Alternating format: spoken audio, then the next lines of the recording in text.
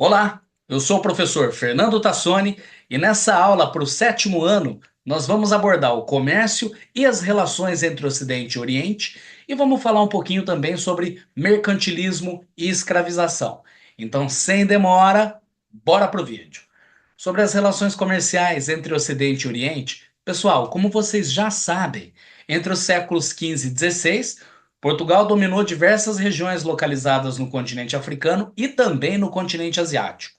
Os portugueses tomaram territórios que pertenciam, por exemplo, aos mouros, que era um grupo de muçulmanos que ocupavam o norte da África, além de conquistarem áreas na Pérsia. Por exemplo, no Oriente, segundo o historiador inglês Charles Boxer, os portugueses fundaram uma fortaleza em Hormuz, que era uma ilha circular localizada numa região próxima da Pérsia, onde praticamente não se produzia nada a não ser sal. Então, por se tratar de uma área praticamente desértica, onde era muito difícil cultivar lavouras, a, a região de Hormuz se dedicou ao comércio de especiarias, sedas, tapeçarias finas, pérolas, enfim, era uma região vocacionada para o comércio de artigos de luxo.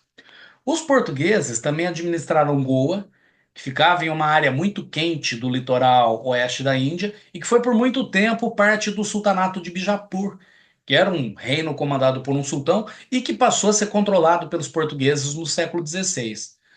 Depois de conquistar essas áreas, os lusitanos também ocuparam Macau, na China, Manila, nas Filipinas, etc. E em todos esses lugares, os portugueses tinham um objetivo muito claro: obter vantagens econômicas através da compra de produtos para conseguir preços elevados e lucros altíssimos na revenda. Então, os portugueses compravam, adquiriam esses produtos pagando preços muito baixos na Ásia e na África, e posteriormente na Europa eles revendiam esses artigos, cobrando valores exorbitantes e lucrando com essa diferença entre o valor da compra e o preço da venda. Só que a gente não pode esquecer que parte do, entre aspas, sucesso dessas conquistas portuguesas se deu porque a Igreja Católica firmou uma aliança com Portugal, ficou conhecida como Padroado. Essa união entre os portugueses e a Igreja Católica funcionava mais ou menos da seguinte forma: os religiosos viajavam de carona com os colonizadores, então a Igreja conseguia expandir a sua fé, enquanto os reis aumentavam o seu poder e controle sobre as colônias. Essa parceria ajudava a fortalecer a presença religiosa da Igreja Católica nos territórios conquistados e também reforçava a autoridade política dos reis nessas regiões. Mas notem, embora a coroa portuguesa fosse muito poderosa, ela precisava de dinheiro para organizar essas viagens e também para conseguir conquistar e manter novas terras sob seu controle. Então, para obter esses recursos, o rei foi forçado, foi obrigado, pelas circunstâncias, a estabelecer parcerias com burgueses ricos, ou seja, com indivíduos muito endinheirados da Holanda, criando empresas para explorar o comércio. Uma das mais importantes companhias de comércio, uma dessas empresas, foi a Companhia das Índias Orientais, que foi fundada pelos holandeses e que conseguiu controlar praticamente sozinha importantes rotas comerciais daquela época. Essa empresa era extremamente bem organizada, ela tinha uma estrutura bastante complexa, o que a tornava extremamente eficiente. Gente, vamos falar agora sobre mercantilismo e escravização? Pois então, como provavelmente vocês se lembram, o tráfico de escravos na Idade Moderna foi uma atividade econômica extremamente lucrativa para as potências europeias. Esse tipo de escravização, baseada na cor da pele, foi iniciada pelos portugueses aproximadamente no século XV, e foi a partir daí que surgiu um profissional especializado nessa atividade, o traficante de escravizados, que usava fumo e aguardente como moeda de troca na África. No século XVI, cerca de 800 mil a 1,5 milhão de pessoas foram comercializadas nessa rota do Atlântico, que interligava o continente africano à América. Já nos séculos 17 e 18, esse número cresceu muito. com aproximadamente 7 milhões de escravizados africanos chegando no Brasil. E como vocês já sabem, o tráfico de escravizados africanos começava com a captura em guerras ou em emboscadas realizadas por reinos africanos que eram aliados dos portugueses. Então eles acabavam entregando os seus prisioneiros de guerra para serem comercializados com os portugueses e serem transformados em escravos nas colônias. E esses cativos, esses prisioneiros, esses escravos, enfrentavam longas jornadas até os portos. Ali eles eram mantidos em condições extremamente precárias e desumanas antes de serem embarcados nos tumbeiros, né? Nos navios negreiros que recebiam esse nome porque muitas pessoas morriam ali. Então, tumbeiro vem de tumba, né? Que é uma espécie de túmulo.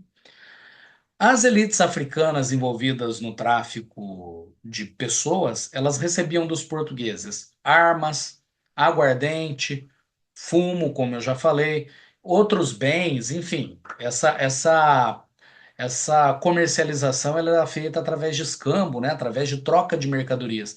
Então, diferente do que muitas pessoas acham, os africanos negociavam ativamente essas pessoas. Os comerciantes locais geralmente transportavam pessoas de uma mesma região.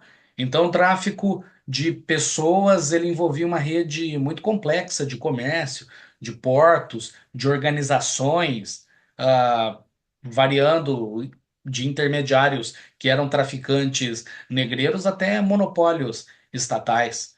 Então, tanto pessoas, vamos chamar assim, pessoas físicas quanto pessoas jurídicas naquela época estavam envolvidas no tráfico negreiro.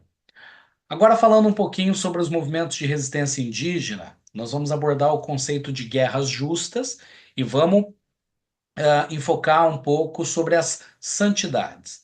Pessoal, o que eram as guerras justas?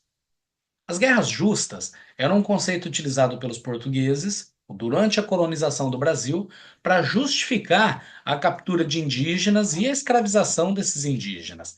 Essas guerras eram consideradas legítimas pelo ponto de vista do europeu, quando os indígenas resistiam à ocupação ou quando eles não aceitavam a evangelização, ou quando praticavam atos que os colonizadores julgavam como hostis, como ataques a vilas, ou recusa em se submeter à autoridade portuguesa, enfim. Então, em tese, a escravidão. Ah, e relembrando, em tese, a escravidão indígena era proibida pelas leis da colônia, especialmente depois da chegada dos padres jesuítas no Brasil, que defendiam a proteção dos povos nativos. Agora, entretanto, essas guerras justas eram um artifício legal para driblar essas proibições. Ao declarar uma guerra justa contra um determinado grupo indígena, os portugueses capturavam e escravizavam seus membros, alegando que o conflito era legítimo e que, portanto, a escravidão desses indígenas derrotados era uma punição justa e aceitável. Mas e as santidades? Bom, santidades eram movimentos religiosos de resistência, protagonizados por indígenas no Brasil colonial, que combinavam elementos das tradições espirituais indígenas com influências do cristianismo.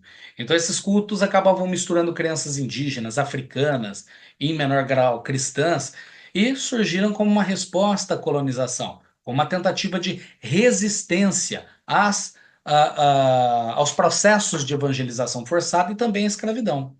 As santidades eram movimentos de migração em massa rumo ao interior, geralmente lideradas por xamãs que tentavam ah, inspirar os seus seguidores a resistirem tanto à imposição da cultura europeia quanto à ocupação de suas terras. Esses movimentos ocorriam sobretudo no Nordeste do Brasil e alguns ficaram bastante conhecidos, como a Santidade de Jaguaripe, que aconteceu na Bahia durante o século XVI. As autoridades coloniais viam as santidades como ameaças à sua autoridade e frequentemente reprimiam esses movimentos com violência extrema, temendo que o fortalecimento ou o crescimento ou a disseminação desses movimentos provocassem revoltas entre os indígenas. Esses movimentos, as santidades, são um bom exemplo de como os povos indígenas tentavam preservar suas tradições e também resistir à opressão dos colonizadores por meio de suas crenças, práticas culturais, etc. Pessoal, por hoje era isso. Deixem o like no vídeo, deixem os seus comentários, recomendem o canal, compartilhem os conteúdos. Se vocês tiverem dúvidas, eu estou à disposição aqui. E grande abraço, bons estudos e fui! Valeu! Tchau, tchau!